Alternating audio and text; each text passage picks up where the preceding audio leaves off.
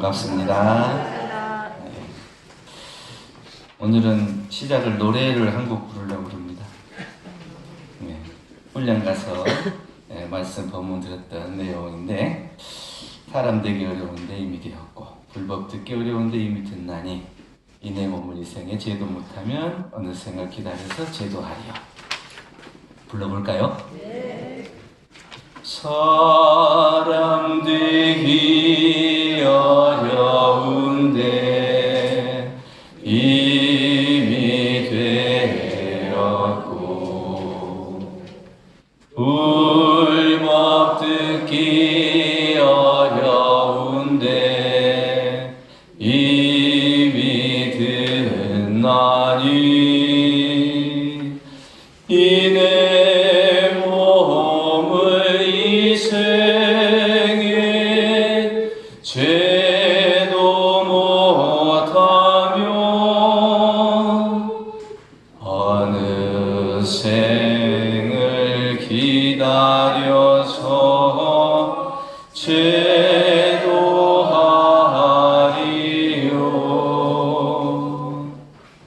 네. 노래가 마음이 다가오죠. 네. 법회 맞이하면서 교도님 오시는 거 뵈니까 그런 생각이 들어요. 매주 일요일 되면 교당에 법회를 오시는데 어떻게 보면 참 신기한 일이다. 신기한 일이죠. 뭐 집에서 잠을 자도 누가 뭘 할 사람이 없고, 또 어디 여기 뭐 물놀이를 가도 뭘 할 사람들 없는데 일요일 되면 법회에 와서 또 설교 말씀 듣고 또 하루를 일주일을 또 대조하고 이렇게 하시는 것이 누가 시켜서 하는 거 아니잖아요. 그러니까 지금 누가 시켜서 하는 것도 아닌데 매주 일요일 되면 여기 꽉 꼽아 오시는 것이 어떻게 보면 신기한 일이죠. 안 신기해요? 신기한 일이에요. 그것만 신기해요? 아침에 눈 뜨는 것도 신기한 일이고, 밥 넘기면 소화해가지고 다 이렇게 살아가는 것도 신기한 일이고, 다 신기한 일이에요. 어떻게 이렇게 사람 몸을 받고 태어났는가? 또 이렇게 건강하게 태어났는가? 이렇게 또 불법을 만나서 공부하게 됐는가? 정말 생각하면 생각할수록 하나하나가 다 신기한 일이에요. 그게 누가 시켜서 하는 일은 아닌데, 이 일을 우리가 무엇 때문에 하냐? 서원이 있기 때문에, 그죠? 내가 서원을 가지고 있기 때문에 누가 시키지 않아도 일요일 되면 꼬박꼬박 법회에 나오고 법문 듣고 또 내 생활에 또 반주하고 내 마음에 들주하고 공부를 하는 거예요. 만약에 사람으로 태어나지 않았다면 이런 영광을 누릴 수 있겠어요? 뭐가 죄인지 뭐가 복인지도 모르고 내가 복을 짓는가 죄를 짓는가 지혜를 닦는가 이런 것도 모르고 그냥 욕심에 따라서 습관에 따라서 업력에 따라서 그렇게 일상을 살다가 또 가고 또 오고 계속 되풀이할 거예요. 그런데 우리는 어찌 다행히 사람 몸을 받고 또 이 지혜를 받아서 건강한 심신을 받고 이렇게 불법을 알아서 공부를 하게 됐는가? 이것을 생각할 때 정말 감사하지 않을 수가 없습니다. 그래서 오늘 설교 제목은 밑빠진 독에 감사 채우기. 우리가 늘 이제 복을 짓고 공부를 한다고 해도 들여다보면 남는 게 없는 것 같아요. 남는 게 있어요? 남는 게 없는 것 같아요. 항상 듣긴 들었는데 남는 게 없고 내가 복을 짓는다고 지었는데 또 복이 없는 것 같고 이래서 항상 밑이 빠진 독처럼 텅텅 빈 것 같이 공허할 때가 많이 느껴진단 말이에요. 그럼 그 공허한 것을 뭘로 채워야 되냐? 자기가 습관 따라서 업력으로 또 안 좋은 걸로 이런 걸로 채울 것이 아니라 정말 우리가 감사로서 그 독을 채워나가야 되겠다 이런 생각을 합니다. 사람이 태어나서 어떻게 살아야 잘 사는 것인지에 대한 고민은 지금뿐만 아니라 옛날 어른들도 했던 것 같아요. 공자께서 한 번은 태산을 여행을 했어요. 그랬더니 어떤 노인이 들판에 앉아서 누더기에 새끼로 띠를 두르고 딱 그 검은 고를 타면서 노래를 부르고 있어요. 그러니까 너무 그 검은 고를 타고 있는 모습이 행복해 보여요. 만족스러워 보여요. 그래서 공자가 노인에게 물었습니다. 노인장, 이렇게 즐거워하는 이유가 뭡니까? 그러니까 아니, 내가 사람으로 만물의 영장인 사람으로 태어났고, 또 그때 시절은 남자 여자 차별이 있는 때인데 남자로 태어났고, 또 내가 지금 나이가 90이 넘었어요. 이렇게 장수를 할 수 있는 게 이게 행복한 일이 아니에요? 그러니까 너무 즐겁습니다. 공자가 다시 물었습니다. 나이가 90이면 죽음이 얼마 남지 않았는데 그래도 즐겁습니까? 네. 노인이 빙그레 웃으면서 말합니다. 선비는 가난한 것이 당연한 일이고, 노인은 시절 따라서 늙고 병들어서 죽는 것이 자연의 이치고 자연스러운 건데 그걸 뭘 걱정합니까? 나는 살아있는 날까지 이렇게 행복하게 살 수 있으면 됩니다. 이렇게 공자님께서 참으로 진리를 알으신 분이다, 이렇게 얘기를 했다고 그래요. 사람이 된다는 것은 어떤 것일까요? 그냥 사람 몸을 받았다고 사람이 되는 게 아니에요. 사람 몸을 받는 것도 참 이게 복된 일이지만, 이제 우리가 사람 몸 받았기 때문에 사람 몸만 받았다고 그냥 즐거워하면 안 돼요. 사람 몸을 받았으면 어떤 사람이 돼야 될 거냐, 그것을 깊이 생각해 봐야 되는데, 저는 이제 생각할 때 사람이 됐다는 것은 어른이 됐다. 어른이 돼야 사람이 된 거예요. 그 어른이 안 되면 그냥 몸만 받은 거예요. 그 어른이 돼야 진짜 심신이 부족한 사람이 된 것이다, 이렇게 얘기할 수 있습니다. 어른이 된다는 것은 자기 혼자만 생각하는 생각을 버리고 다른 사람을 살피고 또 그 사람의 아픔을 보듬을 수 있는 사람, 그런 사람이 돼. 그래야 어른이 되는 거예요. 그 어른이 돼야 사람이 됐다, 이렇게 얘기할 수가 있을 것 같고, 또 어른이 된다는 것은 배움을 놓지 않아야 돼요. 이게 늘 익히고 배우는 것을 놓지 않아서 어린 사람들에게 내가 그것을 옳게 바르게 가르쳐줄 수 있는 지혜가 있어야 돼요. 그리고 배움을 놓지 않는다 해서 내가 잘난 척하고 의시되냐 이런 게 아니고, 내가 알지만 겸손할 줄 알아야 된다. 뿐만 아니라 말과 행동이 다르지 않은 사람, 이런 사람을 우리가 어른이다, 이렇게 얘기할 수 있을 겁니다. 또 잘못하는 사람이 있으면 참 꾸지람하고 지적하고 이러기가 쉬운데, 우리가 그 사람을 믿어주고 기다려주고 그 사람의 잘못을 마음으로 이렇게 다 감싸줄 수 있는 사람, 이런 사람이 되면 어른이 됐다. 그런 어른은 우리가 참으로 사람됨이 있는 사람이다, 이렇게 얘기할 수 있을 거라 이렇게 생각됩니다. 여러분들 이제 태어나면서 다 항아리 하나씩 받았어요. 항아리 가지고 있어요? 항아리 보여요, 안 보여요? 이 몸 항아리, 이 몸통 항아리잖아요. 이 항아리에다가 날마다 맛있는 것도 넣고 또 이쁜 것도 발라주고 이래요. 그래서 이 항아리 하나가 온전한 항아리인지, 또 중간에 깨져버리고 줄줄 새는 항아리인지, 여러분 항아리는 온전합니까? 깨졌어요? 어려서부터 깨졌어요? 담아도 자꾸 새요? 네. 만약에 온전한 항아리라면 뭘 담고 싶어요? 안 깨지고 온전하다면 뭘 담고 싶어요?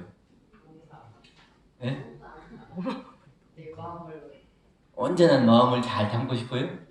네. 온전한 마음을 잘 담는 것이 그게 뭐냐? 제목에 말씀드렸잖아요. 감사를 충분하게 잘 채워야 돼요. 근데 이제 자기가 태어나면서부터 항아리를 잘 받았어요. 근데 어떤 사람은 항아리를 받은지도 모르고 살아가는 사람, 또 일찌감치 깨트려버린 사람, 이게 항아리를 필요 없다고 그냥 깨트려버린 사람도 있고, 또 금이 갔어요. 금이 갔는데 그것을 보수하지도 않고 그냥 살아가는 사람도 있어요. 그래서 늘 거기에서 그냥 채우는 대로 자꾸 새버려. 그래서 남아있지 않아요. 이게 복을 넣어도 새버리고 지혜를 닦아도 새버리고 이렇게 한단 말이에요. 그러니까 내 항아리가 얼마나 잘 온전하게 지켜주고 있나, 이걸 생각해야 된다. 그런데 깨지고 금이 가도 다행인 건 뭐냐면, 이 항아리에다가 무엇을 담느냐에 따라서 달라져요. 만약 우리가 거기 항아리에다가 감사를 가득 채우잖아요.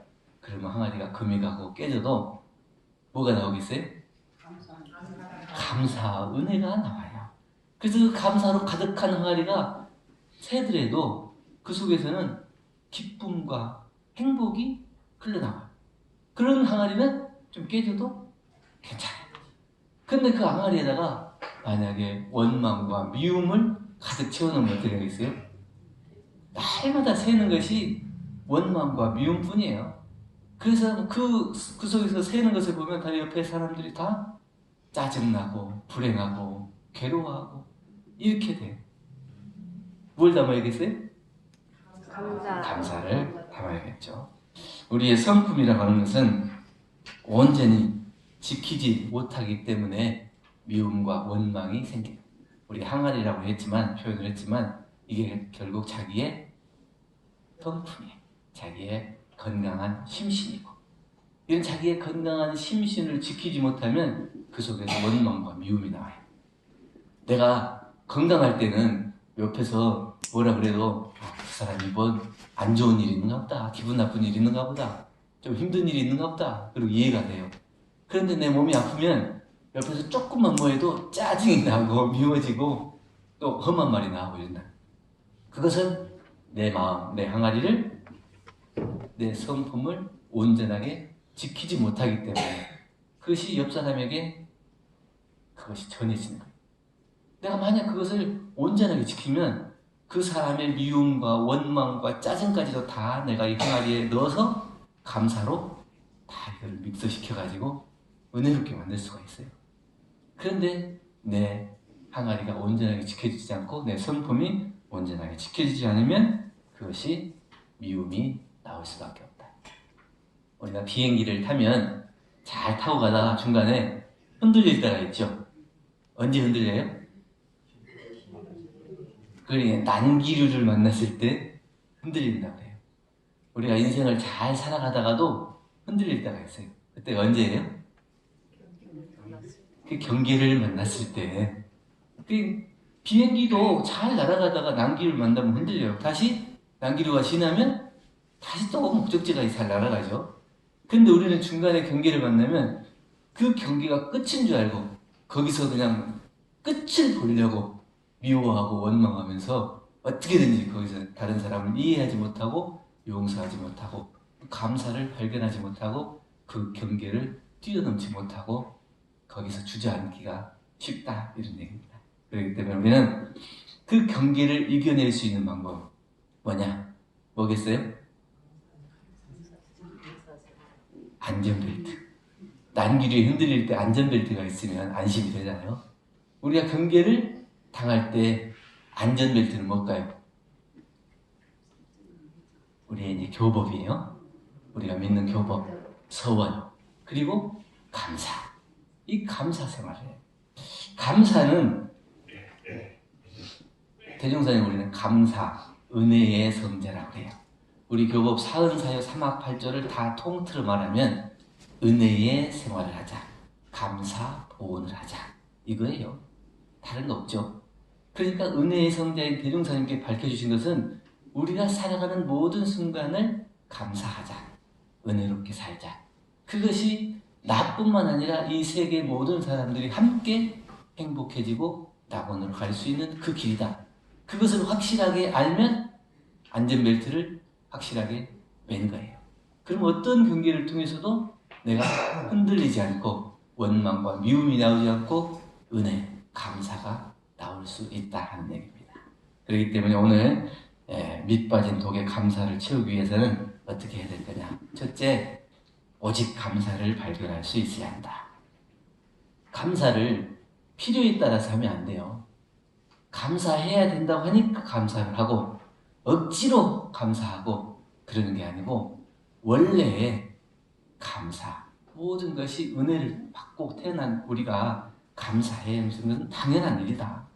은혜 아닌 것이 없기 때문에 은혜로 보지 못하는 마음이 있으면 안 되고 모든 걸 다 은혜로 볼 수 있고 당연한 은혜, 지극한 은혜이기 때문에 거기에 대해서 오직 감사를 해야 한다. 내가 나한테 도움을 준 사람한테 감사하고 도움을 안 준 사람한테는 감사하지 않고 이런 게 아니고 오직 감사하는 마음을 놓지 않아야 한다. 악을 제거하기로 말하자면 풀 아닌 것이 없다. 여름에는 풀 많이 나잖아요. 그러니까 풀 베다 보면은 이게 풀이라고 생각하면 다 풀처럼 보여요. 근데 이제 꽃과 풀을 구별하지 못하는 사람은 다 풀로 생각하고 다 매버려요. 근데 이게 꽃이라고 생각하는 사람은 다 꽃이에요. 풀도 그냥 풀이 아니라 풀도 꽃이 피잖아요. 풀꽃이 피는 거예요. 이 감사로 놓고 보면 다 감사할 일인데 미워할 일로 원망할 일로 놓고 보면 다 원망할 일이다. 그러니까 오직 감사하자는 것은 내 마음속에 꽃으로 보는 마음도 풀로 보는 마음도 없이 오직 모든 것이 은혜고 감사다. 이런 마음으로 볼 수 있어야 한다. 대종용용품 33장에 중생들은 10번 잘해준 은인이라도 한 번만 잘못하면 원망으로 돌리지만 도인들은 10번 잘못한 사람이라도 한 번만 잘하면 감사하게 여기나니. 그러므로 중생들은 은혜에서도 해를 발견하고 난리와 파괴를 불러오고 도인들은 해에서도 은혜를 발견해서 평화와 안락을 불러오나니라. 여러분들 마음은 어때요? 감사로 가득 차 있습니까? 옆에 사람이 한 번만 잘못하면 너 한 번만 더 하면 가만히 안 놔둔다. 그런 마음으로 살아요? 아니면 너 10번을 잘못해도 내가 다 봐줄게 이런 마음으로 살아요? 그게 한 번이 항상 그래요. 항상 우리는 미움이 90%, 99% 들어있고 마지막 한 번이 남아있는 것 같아. 그 마지막 한 번에 미움이 생기면 100%가 차서 온통 다 쏟아붓는 것 같아. 그게 항아리에 뭐가 가득 차 있어요? 미움이 90%가 들어있고 하나 남은 자리가 이게 감사로 채워지냐 미움으로 채워지나요? 그러지 말고 우리가 99로 채우고 하나가 미운 것이 생기더라도 다시 그걸 감사로 채워 넣을 수 있어야 한다는 거예요. 우리 이제 정산종사님의 어머니 그리고 정산종사님의 정토 두 분이 이제 우리 정산종사님께서 대종사님 만나려고 이제 경상도에서 전라도 영광으로 와서 사시는. 근데 부모님들이 다시 이제 아들을 찾아서 또 와요. 오시는데 처음에 오셔가지고 집도 팔고 뭐 살림살이도 팔고 다 했는데 와서 이제 사기를 당해가지고 거의 이제 뭐 살림살이도 없이 그렇게 시작하게 됐어요. 그러니까 경상도에 살 때는 양반 집안에서 아주 여유있게 살고 가는 것이 샘에 물길로나 가지 이렇게 다닐 게 밖에 나가서 일하고 이런 것을 안 하셨죠. 그랬는데 산에 가면 그것도 갈퀴도 하나밖에 없어요. 그러니까 이제 며느리가 이제 갈퀴질 하면 또 이제 시어머니는 나뭇가지를 줍고 그래서 그걸 다 가지고 와서 다시 땔감으로 쓰고 그렇게 하루하루를 살아가. 근데 이제 편안하게 살다 오신 분들이 얼마나 힘들겠어요. 야, 우리가 볼게 거기서 잘 살면 되고 편안하게 살면 되지 이 낯설은 전라도 땅까지 와가지고 이곳을 하냐 이렇게 안 하고 우리가 대종사님을 만나서 어떻게 이것을 하고 또 복 짓는 법을 알고 살 수 있게 됐냐 이렇게 하고 그 은혜 생활하고 감사 생활을 했다. 여러분들 그렇게 할 수 있겠어요? 가난한 사람이 잘 살게 되는 것은 괜찮은데 잘 살다가 가난하게 되면 그게 잘 못 견딘다더라. 그것이 여유있게 넉넉하게 살던 사람이 내 몸과 마음으로 고통을 받을 때 그 속에서 감사가 나오기가 쉽지 않아요. 그런데 그 마음속에 오직 감사할 수 있다는 것. 이것은 얼마나 다양하고 큰일이냐. 그 감사할 수 있는 것은 사람으로 태어났기 때문에 가능하다. 둘째는 감사가 다른지 원망이 다른지 알아야 돼. 제가 신발을 신고 가다 보니까 신발이 잘 닿는 부분이 있죠. 자기가 습관적으로 어떻게 걸음이 안짱다리면 안쪽이 닳고 바깥으로 이렇게 벌어져 있으면 옷자다리면 바깥이 닳고 이래요. 근데 자주 걷는 쪽으로 신발이 닳아요. 이걸 보면서 우리 마음도 그러겠다. 자주 사용하는 쪽으로 마음이 쏠리겠다. 그러니까 감사를 자주 하면 어떻게 해요? 감사할 수밖에 없어요. 원망을 자주 하면 원망할 수밖에 없고, 그 나는 어느 쪽으로 길들여져 있나? 감사가 닳도록 그 마음이 그쪽으로 길들여졌는지, 아니면 원망이 닳도록 그쪽으로 길들여졌는지. 장대 같은 은혜를 진리가 내려준다 해도 내가 그것을 받을 준비가 안 돼 있으면 다 쏟아버린대. 아니면 항아리가 비어 있으면 은혜를 내려주면 받을 수 있겠죠. 그런데 원망이 가득 차 있으면 어떻게 해요? 이미 담을 수 있는 그릇이 없어요. 그렇기 때문에 하늘에서 장대 같은 은혜를 내려준다, 장대비처럼 은혜를 내려준다 하더라도 담을 그릇이 없다. 그럼 내가 어떻게 해요? 평소에 은혜는 원망은 비워내고 감사는 담아서 가만히 놓는 게 아니고 그것도 사용을 해서 잘 비워내서 언제든지 진리의 호령과 은혜가 나에게 담길 수 있도록 그렇게 해요.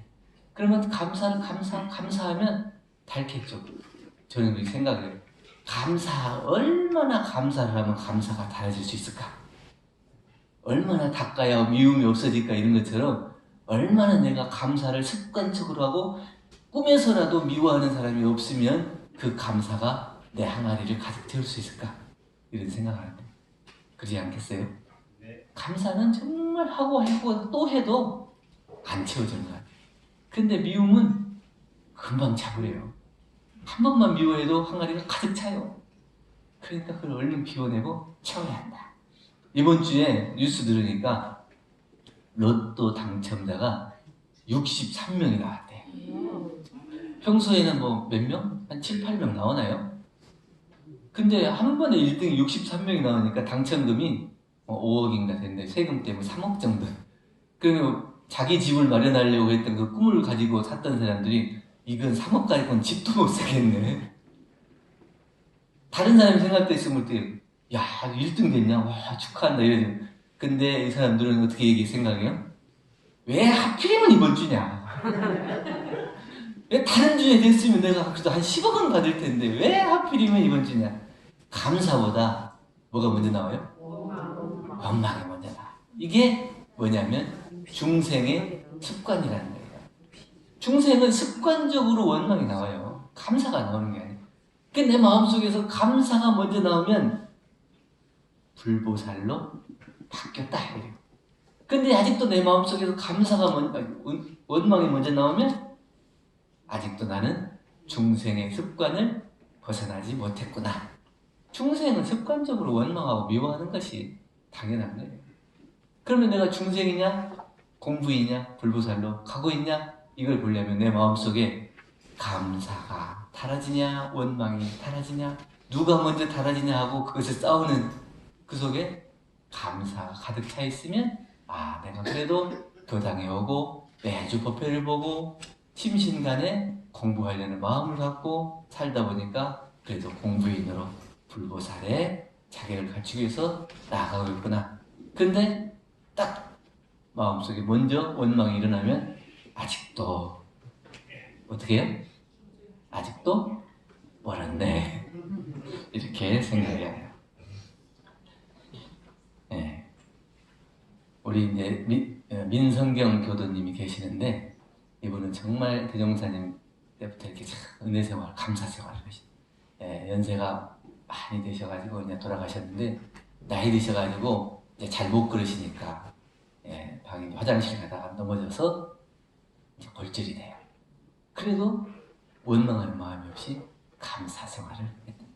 항상 그 감사 생활, 무슨 일을 하다가 잘못되면 아이고 내가 대종사님이 일러준 대로 안 해서 이렇게 좋은 일이 생기면 어떻게 다행히 대종사님을 만나서 이렇게 좋은 일이 생기냐? 감사 생활은 이게 오직 감사 생활. 좋으면 좋은 대로 감사 생활하고 안 좋으면 안 좋아도 좋은 것이 되도록 내 마음을 놓지 않는 그런 공부를 한다. 그래서 대종사님을 만난 것이 은혜고 감사. 내가 이 공부를 할 수 있는 것이 은혜고 감사. 그렇게 감사 생활하는 분은 중생의 탈을 벗고 불보살로 가는 거죠. 셋째, 더 넓게 오래 볼 수 있어야 한다. 누구나 마음속에 기쁨 덩어리 하나, 또 미움 덩어리 하나 이렇게 가지고 살아가는 것 같아요. 그래서 내가 기쁨 덩어리를 만나면 거기서 행복하는데 미움 덩어리를 만나면 거기서 힘들고 괴로워. 두 개 다 가지고 있죠? 기쁨 덩어리만 있어요? 미움 덩어리만 있어요? 다 마음속에 기쁨 덩어리도 하나, 미움 덩어리도 하나 이렇게 가지고 사는 것 같아요. 근데 그것이 나를 망치는 것이 아니고 기쁨과 슬픔 그 두 가지를 통해서 나를 온전한 나로 만들어가는 것 같아요. 근데 선과 악이 둘로 나눌 수 없잖아요. 기쁨과 미움을 또 둘로 나눌 수 없어요. 그 뿌리를 찾아보면 다 하나예요. 하나의 뿌리에서 가지를 치고 잎이 나고 열매를 나는 것이 다 우리의 마음 작용의 하나예요. 하나의 자리. 그 하나의 자리를 알아서 우리가 기쁨과 원망을 둘로 보지 않아요. 기쁨과 원망을 둘로 보기 때문에, 감사와 원망을 둘로 보기 때문에 감사만 가지려고 그래요. 그러니까 이 원망이 사라지지 않는 거예요. 감사와 원망을 둘로 보지 않으면, 하나의 뿌리로 생각하면 원망할 일도 감사로 만들 수가 있다. 그것이 그래서 이렇게 됐구나. 그 마음이 이렇게 일어났구나. 이것을 이해할 수가 있어. 그것을 바라볼 수가 있고, 그것을 지켜볼 수가 있고, 그것을 통해서 내가 다시 감사를 발견할 수가 있게 돼. 온전한 나로 살아갈 수 있게 된다는 얘기죠. 중국에 사마이라는 사람이 있습니다. 이 사람은 항상 호 선생님이라고 불렸는데 늘 언제나 좋습니다, 감사합니다 이렇게 말을 했대요. 그러다가 어느 때에 전염병이 돌아서 아들을 잃은 노인을 발견하고 그래서 감사합니다 이렇게.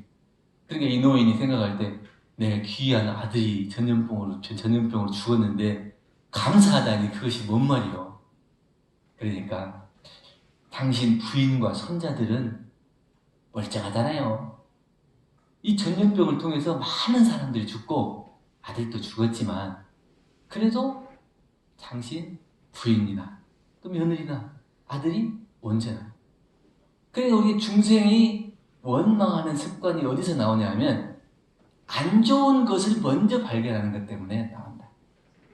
근데 불보살들은 안 좋은 것 중에서도 좋은 것을 발견하기 때문에 앞으로 좋은 일이 있을 것을 아는 거예요. 그래서 다 안 좋은 일 중에서도 좋은 일을 발견할 수 있냐 없냐. 그것은 그 마음속에 둘이 아닌 마음, 그리고 더 넓게 오래 볼 수 있는 마음, 그의 성리에 표준한 그 마음으로 우리가 경계를 바라보고 지켜볼 수 있어야 날마다 좋고 날마다 은혜로 감사할 수 있다는 겁니다. 대종사님께서 좋은 사람이야 누가 못 보냐, 미운 사람을 좋게 볼 수 있는 사람이 공부인이라는 거예요. 여러분들 마음속에 미운 사람이 있어요 없어요? 없어요. 언제쯤 가면 그 미움이 없어져서 감사가 될까요? 모르겠어요? 해도 안 돼요? 네. 그러면 안 되면 될 때까지 해야 돼요. 그 10가지 미운 것 중에서 좋은 것을 하나를 발견해요. 그 연습을 하면 우리가 그 미움 속에서도 감사를 발견하고, 또 전국에 가서는 미움도 감사의 둘이 아니다. 내가 이 사람을 사랑하기 때문에 미움도 나오는 거예요. 잘해보려고 하기 때문에 미움도 나오는 거예요. 그러니까 잘해보려는 그 마음의 표준을 가지고 그 미움을 딱 바라볼 수 있으면 그 미움이 사라질 수 있을 것 같아요. 근데 미워하기 위해서 미워하면 절대 감사가 생길 수가 없겠죠. 그래서 대종사님을 만나, 또 건강한 이 몸을 만나고 심신을 원만하게 수호하는 이 공부를 하고 대종사님의 교법을 만나서 경계에 흔들리지 않는 안전벨트를 꽉 맸다면 앞으로 정말 세고 또 세도 감사로 더 감사하면 항아리가 넘치죠. 새는 속도보다 더 빨리 채우면 차겠죠. 그러니까 미워하는 사람이 있다면 더 감사하다 보면 그 미움마저도 다 사라지는 그런 공부이 될 거다 이렇게 생각되고, 오늘 밑 빠진 독에 뭘 채워요? 감사로 채울 수 있는 공부이 되길 바라는 마음으로 말씀드렸습니다. 감사합니다.